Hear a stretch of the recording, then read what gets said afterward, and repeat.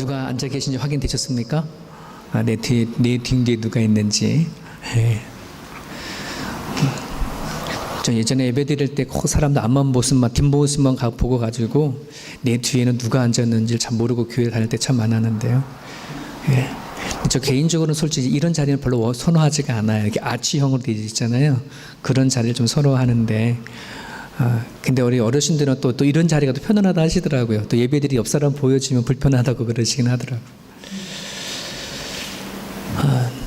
세계에 3대 명강의가 있습니다. 지금 이 시대에. 하버드의 두 교수님이 계시고 미국 예일대의 한 교수님이 계시는데, 첫 번째 그 교수님은 마이클 셸던 교수님이라고 정의란 무엇인가 하는 책으로 우리 한국에서 번역이 되어져 있고, 우리 여기 도서관에도 그 책이 있어요. 정의란 무엇인가 아주 강의가 뛰어나고, 많은 선원제 사람들이 선호하는 강의 중에 하나죠. 또 하나의 강의는 탈 벤 샤하르라고 하는 교수님이 하는 강의인데, 행복이란 무엇인가에 관한, 행복에 관한 강의를 탁월하게 하신다고 그래요. 그리고 또 하나의 명 강의가 미국 예일대 교수님이신데, 셸리 케이건이라고 하는 교수님인데, 이 셸리 케이건이라고 하는 교수님이 하는 강의는 죽음이란 무엇인가에 관한 강의를 해요. 그 가운데 셸리 케이건 교수님이 하시는 죽음이란 무엇인가의 이 강의를 지금 23년째 계속해서 예일대에서 하고 있는데, 첫 번째 들어온 자기 강의 학생들에게 제일 먼저 똑같은 질문을 계속해서 반복하는 질문이 있다고 합니다. 그것은 만약에 여러분들에게 내가 앞으로 살 수 있는 시간이 3년 정도라면 어떻게 지내겠느냐 하는 그런 질문을 꼭 던진다고 합니다. 그런 많은 학생들이 그동안에 못했던 여행을 다니고 싶다 하는 사람들이 많이 있고, 그리고 가족하고 또 친구들하고 시간을 보내겠다 하는 사람들이 많이 있다고 합니다. 여러분, 많은 그 학생들이나 또 어른들이나 우리가 막 살아가는 가정 가운데 갑자기 죽음을 생각한다는 건 솔직히 뭐 달갑지는 않죠. 약간 꺼리 끼는 부분들이고, 약간 두려운 부분이기도 하고, 약간 우울한 분위기도 하지 않습니까? 이제 그럼에도 불구하고 이 교수님이 이 죽음이란 무엇인가를 자기 학생들에게 끊임없이 강의하는 그 이유는, 그것이 정확하게 내가 앞으로 안 죽으면 상관이 없는데 죽는 거잖아요, 인간은. 그러면 그것을 정확하게 알아야 내가 앞으로 어떻게 살아갈까, 내가 무엇을 위해 살아갈까라고 하는 그 가치를 둘 수 있다는 거죠. 그래서 처음에 강의를 듣는 첫 시간과 그리고 그 수업이 다 마치는 마지막 시간대에는 사람들의, 학생들의 눈빛이 달라지더라, 이렇게 한다는 건데요. 근데 좀 안타까운 것이 있어요. 뭐냐면 이 교수님이 학기를 다 마치고 마지막 강의 때에 이제 본인이 사람이 살아가는 궁극적인 목적 3가지를 이제 정리를 해서 얘기를 하는 거예요. 그러면 이 교수님이 죽음이란 무엇인가 강의를 다 하고 나서 마지막 강의 때에 과연 우리 인간이 살아가야 하는 삶의 궁극적인 목적이 뭐냐? 첫 번째는 우리는 누구나 다 죽으니까 우리가 스스로 자기를 잘 돌보고 스스로 행복하게 만드는 것을 위해서 우리는 노력해야 한다가 첫 번째 그 교수님이 얘기하는 거예요. 두 번째는 풍부한 값진 경험을 내 자신의 삶이라고 하는 그릇에 많이 가득 채우는 것이 목적이고 궁극적인 목적이다. 우리는 누구나 다 삶의 그릇이 있는데 이 그릇에 아주 값진 경험을 많이 하자 하는 게 두 번째 목적이고, 세 번째는 나 자신도 윤택하지만 다른 사람을 윤택하게 하는 그런 삶을 우리가 살아가자라고 이렇게 마무리를 한다고 합니다. 여러분이 셸리 케이건 교수님의 이 마무리 강의 어떻습니까? 마음에 와 닿습니까? 우리는 약간 갸우뚱하지 않을까요? 이 교수님은 안타깝지만 영혼을 믿지 않는다 그래요. 영혼을 믿지 않고 죽음 이후에 또 다른 삶이 있다고 한다는 것을 믿지 않는 교수님이에요. 그러니까 이 교수님은 어디까지를 지금 보냐면, 사람은 죽으면 글로 끝난다라고 하는 그러한 생각을 가지고 죽음이란 무엇인가를 가르치는 거예요, 학생들에게. 그러니까 그 죽음 뒤에는 없이 그냥 우리가 인간으로서 죽을 때까지 우리 가지고 있는 삶의 최고의 목적은 뭐냐? 나 자신을 행복하게 하는 것, 살아가면서 좋은 값진 경험을 많이 하는 것, 그리고 나만이 아니라 내 옆에 있는 사랑하는 사람과 같이 좀 더 윤택하게 살아가는 것이 그게 인생의 최고의 목적을 해결합니다. 근데 오늘 히브리서 9장에 있는 말씀을 보면 뭐라 그럽니까? 한 번 죽는 것은 사람에게 정한 것이요, 그 다음에 뭐가 있다 그래요? 심판이. 그걸 못 보는 거예요. 이 교수님에게 무엇이 빠져 있냐 그러면 죽음 뒤에 영혼이 있다는 거, 영원한 삶이 있다고 하는 것이 빠져 있고, 그리고 우리가 살아가고 있는 이 삶의 영역 안에 살아서 역사하셔서 우리 가운데 동행하시는 눈에 보이지 않는 하나님이 존재한다는 사실을 배제되어 있는 거예요. 빠져 있는 거예요. 그러니 그가 말하는 죽음에 대한 최종적인 삶의 목적은 다분히 자기 중심적인 삶이 될 수밖에 없어요. 여러분, 그런 부분들 안에선 죽음이 무엇인가 라고 하는 이 강의를 미국 예일대 교수님보다 여러분 더 잘할 수 있어. 오늘 성경에는 정말 죽음 이후의 삶을 알지 못하는 사람을 베드로는 무식한 사람이라 얘기해요. 그리고 믿음이 굳건하지 못한 사람이라고 그렇게 얘기를 하죠. 여러분, 우리는 어때요? 죽음이 끝이 아니라고 생각하는 거예요. 죽음 뒤에 또 다른 삶이 있다고 믿는 거고, 또 우리가 같이 내가 살아가는 삶의 영역 가운데 살아계신 하나님이 함께 있음을 우리는 믿는 사람이잖아요. 그렇기 때문에 우리 그리스도인이 생각하는 죽음은 이 미국의 예일대 교수님 생각보다 훨씬 월등해요. 훨씬 더 가치 있어요. 훨씬 더 고급스러워요. 훨씬 더 고상해요. 자랑스럽죠. 내가 하나님 믿고 있는 게 자랑스럽죠. 죽음 다음에 영혼을 삶이 있다는 아는 게 얼마나 값진 거예요. 여러분들 이거를 어떻게 얻게 되셨어요? 은혜입니다. 축복입니다.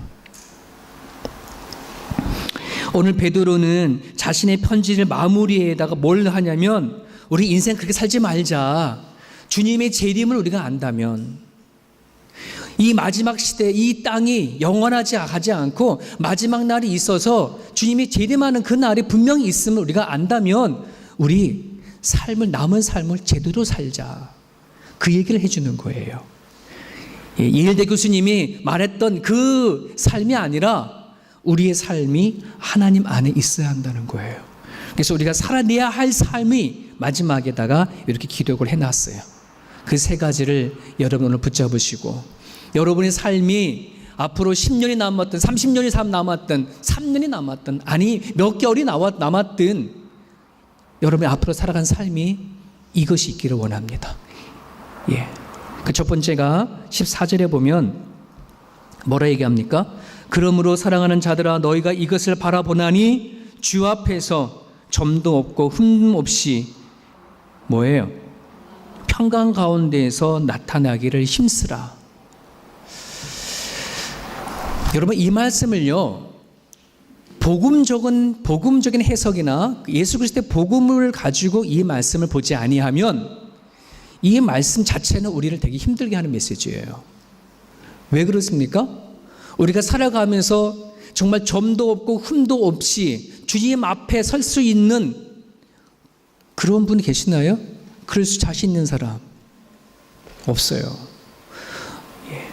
예수님을 통해서 우리는 구원받은 존재이지만 아직 내 안에는 죄된 본성이 있고 죄된 악성이 남아 있어서 내가 주님 앞에 섰을 때에 내가 어떻게 점과 흠도 없는 그런 모습으로 하나님 앞에 나아갈 수 있고 힘쓸 수 있다고 하는 자체는, 이 말씀 자체가 나한테 부담감이 될 수 있어요. 책임과 의무가 되어지는 거예요. 이게 복음적인 메시지를 깨닫지 못하면 이 메시지는 이걸 어떻게 하지? 불가능하잖아. 하나님 앞에 점도 흠도 없이 산다는 것이 여러분들이 자신 있냐 이 말이죠. 불가능한 일이에요. 여러분, 우리 마태복음 11장 28절에서 30절을 같이 읽어보겠습니다. 너무나 여러분들이 잘 알고 있는 메시지인데요, 이 말씀을 많은 사람들이 잘못 이해하는 말씀 중에 한 구절이에요. 같이 읽어볼까요? 시작. 수고하고 무거운 짐진 자들아 다 내게로 오라. 내가 너희를 쉬게 하리라. 나는 마음이 온유하고 겸손하니 나의 멍에를 메고 내게 배우라. 그리하면 너희 마음이 쉼을 얻으리니 이는 내 멍에는 쉽고 내 짐은 가벼움이라 하시니라. 수고하고 무거운 짐진 자들아, 이들이 누굴까요? 그리고 이들이 짐을 졌다라고 그 짐은 어떤 짐일까요? 많은 사람들은 이 말씀을 요것만 딱 가지고 오면, 우리가 인생 살아갈 때에 살아가는 그 수고로움이구나, 고통스러운 거구나, 우리 부모님 같은 경우에는 자식을 먹여 살려야 하는 그 인생의 수고로움이구나, 아마 그런 것을 가지고서 우리 이 말씀을 볼 때가 있어요. 그래서 세상 살아가다가 힘들고 피곤하지, 그러면 예수님 앞에 예수 앞에 오게 되어지면 여러분 짊어질 모든 짐을 다 내려놓게 하셔. 그런 메시지로 우리 많이 알고 있어요. 근데 이 말씀은 예수님께서 이 말씀을 하신 전후의 맥락을 알아야 이 말씀 정확하게 이해할 수 있어요. 지금 수고하고 무거운 짐진 자들아, 누굴 얘기하냐면 이 당시에 유대인들 얘기하는 거예요. 유대인들. 그러니까 유대인들이 왜 수고하고 무거운 짐을 졌냐라고 하면, 하나님께서 이스라엘 백성들에게 주신 하나님의 계명은 아주 깨끗하고 쌈박해요. 그 몇 가지 되지가 않아요. 그런데 많은 사람들이, 바리새인이나 율법학자들이, 이스라엘 백성들이 그 하나님의 계명에 뭘 달았어요? 수많은 가지치기를 달아가지고서는 계명을 600몇 가지 이상을 했어요? 만들어 버렸어요. 하나님을 믿고 하나님을 섬기고 하나님 앞에 살아가는 데 있어서 그 만들어진 계명과 율법이 얼마나 많은지, 그거를 다 지켜 행하기가 뭐 하는 거예요? 너무너무 버거운 거예요. 근데 이 바리새인과 율법학자들은 뭐 하는 거예요? 철저히 그거를 지키기 위해서 얼마나, 그죠? 그러니까 그 바리새인들이 봐라, 우리는 그 모든 600몇 가지가 되어지는 수많은 법을 뭐 했다? 다 지켰다라고 할지 모르지만, 일반적으로 살아가고 있는 유대인들은 그 지키는 게 짐이에요. 버거움이에요. 여러분들이 이 교회를 다니는 데 있어서 우리 교회에 100가지 룰이 있다고 생각해 봅시다. 들어올 때는 모자 쓰면 안 돼요. 들어올 때 스카프 하면 안 돼요. 들어올 때 귀걸이 하면 안 돼요. 매니큐 바르면 안 돼요. 신발 슬리퍼 쓰려면 안 돼요. 반바지 입으면 안 돼요. 몇 가지 하고 100가지 이상을 여러분들이 교회에서 그렇게 했다고 합시다. 여러분, 교회 다니는 게 쉽겠습니까? 편하겠습니까? 어렵죠. 지금 유대인들에게는 그들이 하나님을 믿으면서도 불구하고 마음의 평화와 기쁨과 은혜가 아닌 무언가 지키고 계명을 지켜야 한다 하는 그 모든 것이 다 뭐가 됐어요? 짐이 되어져 버렸어요. 율법화가 되어져 버렸어요. 예수님께서 오셔서 그들에게 말하기를, 수고하고 무거운 짐진 자들아, 하나님 앞에 마음이 들려하고 어떤 계명을 지킴으로 인해서 너희들이 복을 받려고 하는 자들아, 다 내게로 와라. 너희들이 그거 다 하지 않아도 이미 너는 나의 백성이다, 나의 자녀가 될 거다, 이 메시지를 하는 거예요. 내 짐은 가벼워, 내 멍에는 가벼워. 그럴 수밖에 없지. 예수만 믿기만 하면 그 모든 복과 은혜가 내 것이 되어지는데, 뭔가 하지 않아도 되어지는 거예요. 어떤 의미인지 아시겠어요? 여러분이 그 교회 안에서 직분자를 세울 때에 권사님 세우고 장로님 세우고, 여러분, 그것은 다 복이 되어야지 돼요. 은혜가 되어져야 되는 거예요. 하나님, 나 같은 존재가 무엇인데 이런 기쁨과 감사로 해야 되어지는데, 내가 이것도 하고 어떤 그거를 지키기 위한 책임과 의무가 되어진다면, 그건 솔직히 말하면 하나님 기뻐하지 않은 거예요. 내가 장로니까 마땅히 내가 이걸 해야지, 권사니까 마땅히 이걸 해야지. 물론 개인적으로는 좋은 거지만 그 좋은 그 생각이 은혜로 출발해야 돼요. 복으로 출발해야 돼요. 내가 정말 너무나 자원하는 마음을 가지고 해야 되어지는데, 사람이 눈으로 볼까봐, 남들이 나를 어떻게 생각할까봐, 최소한 나는 목사인데, 최소한 나는 장로인데, 권사인데 내가 이렇게 하면 안 돼. 그게 뭐로 되는 거예요? 억지로가 되는 거예요. 좋은 일도 책임과 의무감이 되어져 버리는 거예요. 그게 아니라는 말입니다, 여러분. 우리가 예수 그리스도를 믿음과 동시에 우리는 은혜 안에 들어와 있어요. 복 안에 들어와 있어요. 하나님의 자녀가 되어졌어요. 하나님의 자녀가 되려고 노력하는 것이 아니라 이미 하나님의 자녀가 되어졌으면 하나님의 자녀로서 누릴 수 있어야 되는 거죠. 그죠? 우리가 내 새해 첫날부터 새해 복 많이 받으라, 새해 복 많이 누려라, 그 차이가 거기 있는 거예요. 새해 복 많이 받기 위해서 우리는 뭘 해야 되는 존재가 아니라 이미 받은 복을 뭐 하는 거예요? 누릴 줄 아는 것, 이것이 되어져야 오늘 이 말씀이 흠과 점도 없이 주의 평강 앞에서 주의 힘써라는 그 이 메시지가 무엇인지, 의미가 어떤 것인지 알게 되줘요. 여러분, 세상의 모든 사람, 믿는 사람이나 믿지 아니하는 사람이나 하나님 앞에 죄인이라는 것에 대해 동의하십니까? 인정하십니까? 자, 그러면 비그리스도인과 기독교인들의 차이가 뭘까요? 다 죄인이야. 하지만 그들과 하나님 믿지 아니하는 기독교인들과 우리 크리스찬들의 차이가 뭘까요? 이미 용서함을 받은 자냐, 아직 용서함을 받지 않은 자냐. 우리는 예수 그리스도를 영접함으로 인하여져서 우리는 예수님을 통해서 뭐가 된 거예요? 용서함이 이루어졌어요. 믿으시면 아멘. 그러나 아직 예수님을 영접하지 아니한 사람, 아직 용서함을 받지 못했어요. 하나님을 알지 못하는 자나 타 종교인들은 그러므로 말미암아 그들은 용서를 받지 못했기 때문에 뭘 해야 돼요? 나름대로 자기의 선을 행해야 돼요. 공적을 쌓아야 돼요. 수많은 착한 일들을 쌓아야지 이거를 가지고 내가 구원을 받기 위한 방법을 가지고 내밀려고 하는 거예요.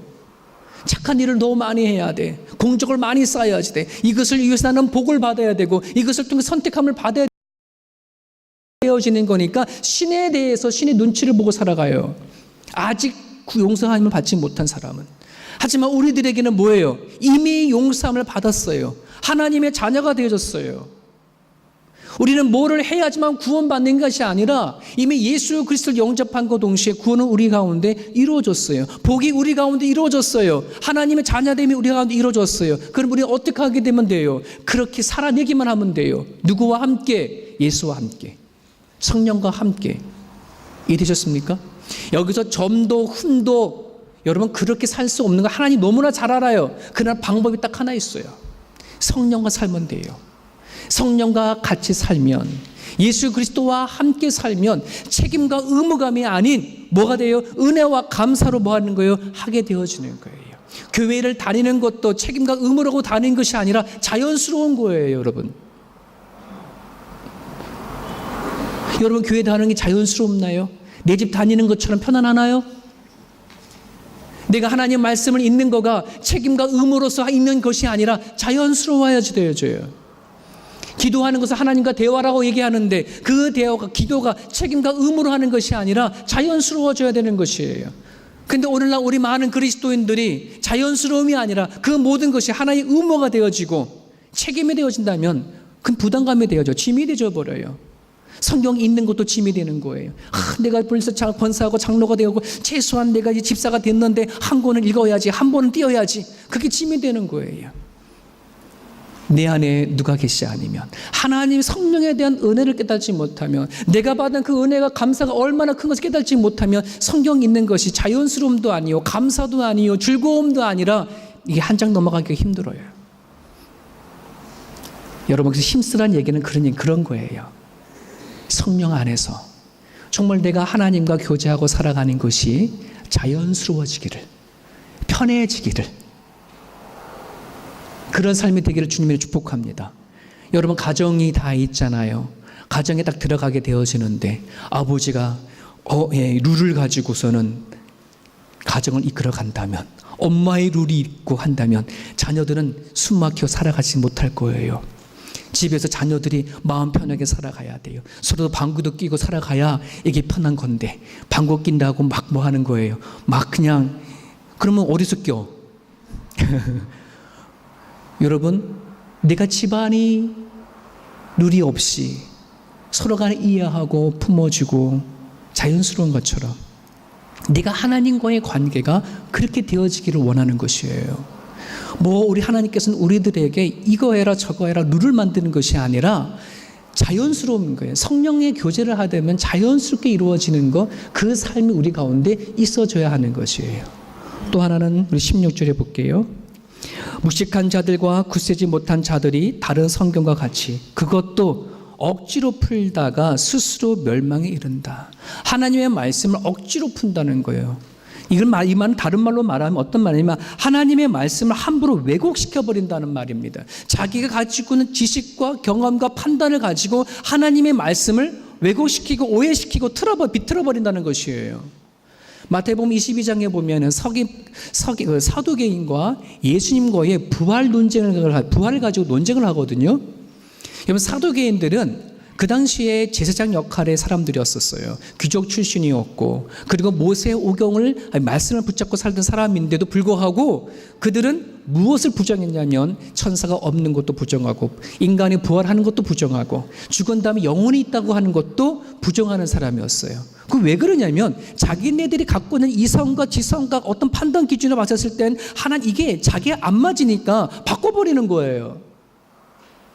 그래서 마태복음 22장에 보면 사두개인이 예수님께 이렇게 질문해요. 예수님, 만약에 한 집안에 형제 7이 있는데 제일 큰 형이 결혼을 했어요. 근데 그 큰 형이 자식들 낳지 못한 상태에서 죽었는데, 죽으면 그 아내는 누가의 아내가 되냐면 둘째 형, 그 당시 룰이 그랬어요. 법칙으로, 정통적으로 그 형수가 둘째 동생한테 결혼을 하는 거예요. 근데 결혼을 했는데 둘째 형도 자식을 낳지 못한 상태에서 죽었어. 그러면 그 아내는 다시 셋째 동생한테 가고, 그렇게 해서 7째까지 다 갔단 말이죠. 그 나서는 이 아내가 죽었어요. 만약에 영혼이 있어서 하늘나라를 가게 되어지면 도대체 이 아내는 누구 남편의 아내가 되느냐, 이렇게 질문한 거예요. 그랬더니 예수님이 그 사두개인의 질문에 뭐라 대답했어요? 예수께서 대답해 이러시되 너희가 성경도 하나님의 능력도 알지 못하는 거로 오해하였다. 성경도 하나님의 능력도 알지 못하는 거로 오해했다. 여러분, 너무나 많은 사람들이 하나님의 성경을 모르고 오해를 하는 거예요. 하나님이 어떤 분인지 깨달지 못한 상태에서 너무나 많이 하나님의 말씀을 내가 살아가는 데 있어서 보조 역할만 가지고 살아갈 때가 얼마나 많은지 몰라요. 제가 목회하면서 안타까운 그런 걸 종종 보게 되죠. 많은 사람들이 이제 성경도 읽고 또 말씀도 듣고 이러잖아요. 그러니까 본인 나름대로의 자기의 생각을 막 펼치고 얘기를 하는 과정 가운데 종종 하나님의 말씀을 가지고 이렇게 인용을 하면, 근데 그 말씀이 거기에 들어갈 말씀이 아니거든요. 그 말씀이 거기 사용된 말씀이 아닌데, 근데 아주 교묘하게 그 말씀이 들어와서 내가 말하는 거에 정당성을 이해해서 내 말이 맞다고 합리화시키기 위해서 그 말씀을 이용할 때가 얼마나 많은지 몰라요. 여러분, 하나님의 말씀 정확하게 아셔야 합니다.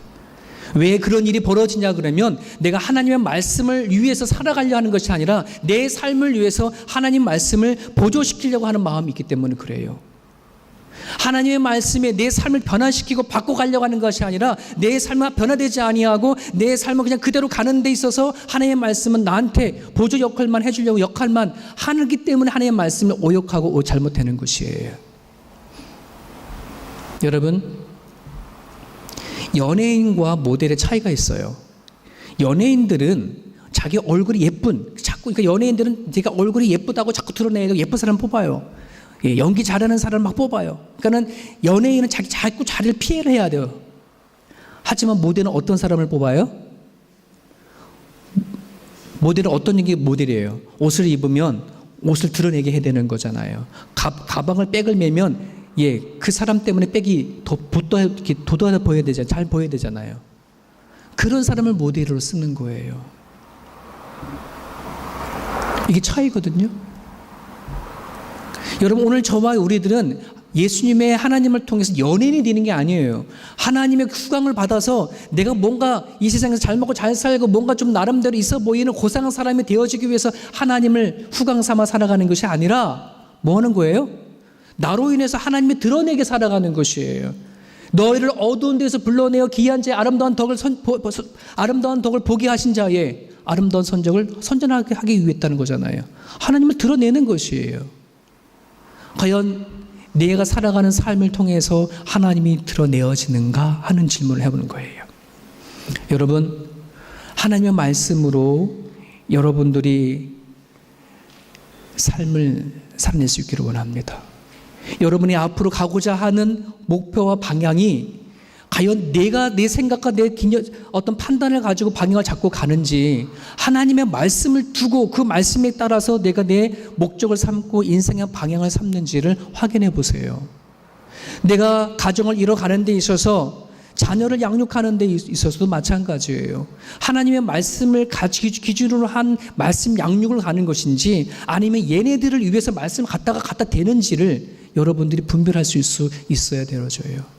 부부 관계도 마찬가지예요. 내가 남편을 대하고 아내를 대하는 데 있어서 과연 하나님의 말씀에 따라 내가 대하려고 하는가, 아니면 부부 관계에 있어서 그냥 하나님의 말씀을 가지고 이용하는가 분별하실 수 있어야 돼요. 사랑하는 여러분, 내가 하나님의 말씀을 어떻게 아느냐, 어떻게 적용하느냐 너무 중요합니다. 왜? 내 삶의 방식과 태도가 달라지고 삶의 결과가 달라지기 때문에 그렇습니다. 여러분들이 점검해 보세요. 과연 내가 살아가는 데 있어서 하나님의 말씀을 기준을 두고 내가 가정을 이뤄가는지, 직장 생활을 해나가는지, 내가 멀리 방향을 바라보고 가는지, 그것이 없으면 지금이라도 하나님 말씀으로 세워갈 수 있기를 간절히 바랍니다. 그래야 우리 남은 인생을 하나님 앞에 바르게 살아갈 수 있어요. 하나 더 말씀을 드리면, 우리 18절에 기록이 되어 있습니다. 18절에 오직 우리 주 곧 구주 예수 그리스도의 은혜와 그를 아는 지식에서 자라가라. 영광이 이제와 영원 날까지 그에게 있을지어다. 마지막으로 베드로가 성경을 마무리하는 과정 가운데에 뭘 우리가 부탁하냐 그러면, 그리스도의 은혜와 그를 아는 지식이 자라가라라고 얘기를 합니다. 여러분, 제가 여러분 질문 하나 드릴게요. 그리스도의 은혜와 하나님 아는 지식이 자라가는 것이 지금 내가 남은 삶을 위한 것일까요? 아니면 내가 죽은 다음에 하나님을 만나기 위한 죽은 다음의 삶을 위해서 자라가라고 하는 것일까요? 전자예요, 후자예요? 전자. 맞습니다. 한번 예를 한번 들어볼게요. 여러분, 예수님이 십자가 못 박혀 돌아가셨을 때에 간단하게 구원받은 사람이 누가 있어요? 옆에 같이 죽은 강도 한 사람이었죠. 그 강도는 그냥 죽는 그 자리에서 예수님 영접해서 천국을 가게 되어줬어요. 그리고 여러분, 베드로는 예수님의 부름을 받아서 3년간 같이 동행하면서 그리고 하나님 복음 전하다가 그렇게 하나님의 부름을 받았지 않습니까? 자, 그러면 예수님 옆에 죽었던 강도와 그 다음에 예수님이 실제 베드로를 둘을 대어주면 누가 더 예수 그리스도의 은혜와 하나님을 아는 지식이 더 큰가요? 당연히 베드로죠. 강도는 그럴 시간이 있어요, 없어요? 그럴 시간이 없었어. 그리스도를 아는 은혜나 아는 지식까지 자라갈 수가 없었어요. 왜? 그냥 못된 짓만 하다가 죽는 그 순간에 예수님 영접했으니까.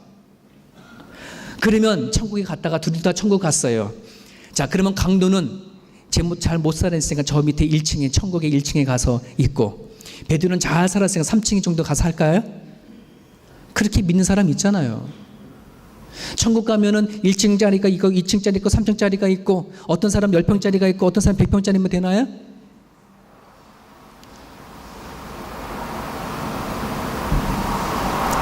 저는 그렇지 않다고 믿어요. 저는 그렇지 않다고 믿어요. 만약에 그렇다고 한다면 아마 분명히 그런 생길 거예요. 왜? 날 차별됐구나, 구별되는 거구나.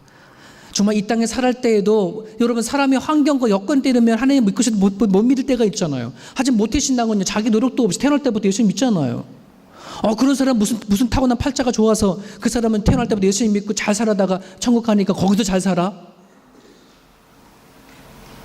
저 같으면 만약에 천국에 갔는데 그렇게 구별된다면 내 마음에 섭섭함이 있을지도 몰라요. 하나님, 내가 태어났을 때 가난에 태어나고 싶은가요? 하나님 거기 태어나서 보냈을 것도 하나님이잖아요. 어떤 사람 부잣집에 태어났고, 어떤 사람 가난집에 태어나고, 어떤 사람 저기 북한에 태어나고, 나는 한국에 태어나고. 하나님 날 왜 이렇게 보내주셔? 내가 택한 거 아니잖아요. 우리는 얼마든지 하나님이 그렇게 할 수 있어요. 그죠? 여러분, 우리 모두가 죽으면 하나님 받는 모든 상금은 다 똑같아요. 빛난 면류관이에요. 만약에 구별되어져 있다면 난 섭섭할 거예요. 시기부도 있을 거예요. 불편함도 있었을 거예요.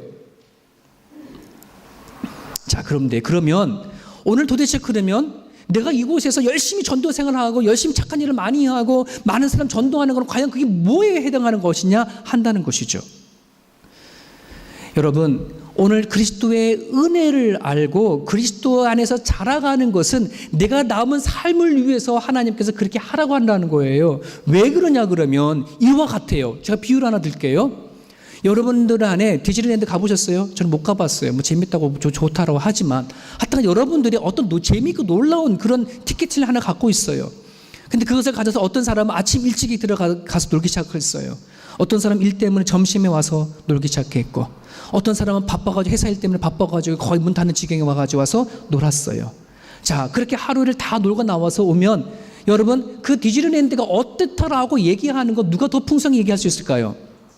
아침부터 와서 논 사람이에요. 아침부터 온 사람. 여러분, 내가 그리스도를 알고 하나님의 은혜와 사랑의 깊이가 어떤지를 그것을 잘 많이 아는 사람들은 내가 남은 삶이 풍성해져요. 믿음의 양만큼, 내가 하나님을 믿는 믿음만큼 바라보는 시선이 달라지고요. 내가 이 땅에 살아가는 그 모든 것들에 감사와 기쁨이 분명히 있어요. 성경이 그러잖아요. 항상 기뻐해라, 쉬지 말고 기도해라, 범사에 감사하라. 그게 어떻게 이루어지나요? 하지만요, 하나님을 깊이 아는 사람들은 감당할 수 있어요. 그거예요. 여러분, 그리스도의 은혜를 안다는 것은 이미 우리가 하나님 아는 장성한 분량이 되어준다고 한다는 것은 내가 남은 이 삶 자체가 뭐 한다는 거예요? 풍성해지는 걸 얘기를 하는 거예요. 그러나 내가 믿음이 없으면, 하나님 아는 지식이 없으면 뭐 하는 거예요? 은혜를 보지 못해요. 감사를 감사로라 하는 것을 깨닫지 못해요. 여러분, 우리가 오늘 아침에 눈을 뜨고 나왔을 때에 얼마나 많은 기적들이 일어났어요. 얼마나 많은 수많은 은혜를 부어주셨어요. 근데 그것을 보는 사람이 있고 보지 못하는 사람이 있어요. 그럼 뭐에 대한 차이일까요? 하나님의 은혜를 얼마나 아느냐 하는 것이죠. 여러분, 지금 베드로가 얘기했던 이것은 우리가 정말 살아가는 날 동안에 하나님의 은혜와 그리스도의 아는 지식이 풍성해져야 내가 살아간 삶의 그 얼마 남는 그 시간이라 할지라도 감사가 되어줄 수 있어요. 기쁨이 되어줄 수가 있고요. 기도가 되어줄 수가 있는 거예요. 여러분, 고린도전서 3장 10절에서 15절을 한번 같이 한번 좀 길지만 우리 한 목소리로 같이 읽어보기 원합니다. 시작. 내게 주신 하나님의 은혜를 따라 내가 지혜로운 건축자와 같이 터를 닦아두매 다른 이가 그 위에 세우나 그러나 각각 어떻게 그 위에 세울까를 조심할지니라. 이 닦아둔 것 외에 능히 다른 터를 닦아둘 자가 없으니 이 터는 곧 예수 그리스도라. 만일 누구든지 금이나 은이나 보석이나 나무나 풀이나 지프로 이 터 위에 세우면 각 사람의 공적에 나타날 터인데 그날의 공적을 밝히리니 이는 불로 나타내고 그 불이 각 사람의 공적이 어떠한 것을 시험할 것임이니라. 만일 누구든지 그 위에 세운 공적이 그대로 있으면 상을 받고 누구든지 그 공적이 불타면 해를 받으리니 그러나 자신은 구원을 받되 불 가운데 받은 것과 같으니라. 이 말씀을 보니까 하나님, 목사님, 이 자기가 어떤 공적을 하냐에 따라서 달라지는 거 맞네요. 많이 남으면은 상을 받고 조금 나누면 더 상을 받고 이러는 거고, 이렇게 얘기할 수 있어요. 제가 밑줄을 어디다 쳤어요? 자신은 구원을 받되 불 가운데 받은 것 같다. 여러분, 이런 거예요. 우리 모두는 다 여기서 하나님을 믿고 살아가요. 여러분들이 이 세상에서 남은 생은 어떠한 삶을 살았는지 그 삶을 불로 시험을 한다는 거예요. 불로 시험하면 태워지건 태워져 버리고 하나님을 위해서 바라보고 살았던 그 삶을 뭐 한다는 거예요? 가지고 간다는 얘기예요. 이것은 다른 말로 말하면 하나님이 그걸 가지고 어떤 상금을 많이 주고 안 문제가 아니라 부끄러운 구원이냐 부끄럽지 않은 구원이냐를 그 두 가지만 있어요. 우리는 예수님께서 우리의 십자가 못 박혀 돌아가셨어요. 그 은혜를 아는 사람들에게는 부끄러운 구원이 되지가 않아. 왜? 내가 그 은혜를 경험하게 그 은혜로 살아날 수 있기 때문에. 하지만 부끄러운 구원은 뭘까요? 내가 하나님께 나를 위해서 죽은 것이 얼마나 가치 있는지 깨닫지 못한 상태에서 그냥 내 마음대로 살아가다가 예수 위에 터 위에 살긴 살아. 하지만 심판에 왔을 때는 나는 구원받지만 하나님 앞에 부끄러운 빈손으로 가게 되어주는 거예요. 예수님 옆에 강도는 부끄러운 구원이었어요. 하지만 베드로는 그게 그래도 부끄럽지 않은 구원이죠. 그걸 얘기하는 거예요. 천국에 가게 되면 똑같아요. 똑같은 면류관을 받아요. 그러나 내가 하나님의 은혜를 가지고 하나님 앞에 섰을 때에 부끄럽냐 부끄럽지 않느냐, 이거는 우리에게 분명히 남아있을 거라 생각이 되어져요. 사랑하는 여러분, 말씀을 정리하겠습니다. 여러분, 억지로 마지못해 의무적으로 하지 마시고 하나님과 교제하셔서 그 하나님의 은혜로, 그 하나님의 교제함으로 여러분들이 신앙생활을 할 수 있기를 간절히 바랍니다. 여러분들이 살아갈 때 말씀을 하나님 인생의 잣대로 삼으시길 바라고요. 여러분 삶을 하나님이 원하시는 삶으로 바꿔가세요. 내 삶은 변하지 아니한 상태에서 하나님 말씀을 적용하지 마세요. 그거는 아무 소용이 없어요. 하나님의 말씀을 내 잣대로 삼고 내가 바뀌어야 돼요. 내가 변화되어야 돼요. 부끄러운 구원이 아닌 하나님 앞에 가져가야 할 구원. 예수님께서 나를 위해 십자가 못 박혀 돌아가셨을 때에 정말 예수 하나님께서 나를 보셨을 때 그래 참 잘 살았구나, 이 말 한마디만 됩니다. 그냥 내가 뭐 뒤에 뭘 많이 주고 안 주고 문제가 아니에요. 하나님을 배울 때에 하나님, 내가 주님을 때문에 이렇게 살았어요. 그럴 수 있는 저와 여러의 모습이 될 수 있기를 간절히 바랍니다. 같이 한번 기도하겠습니다.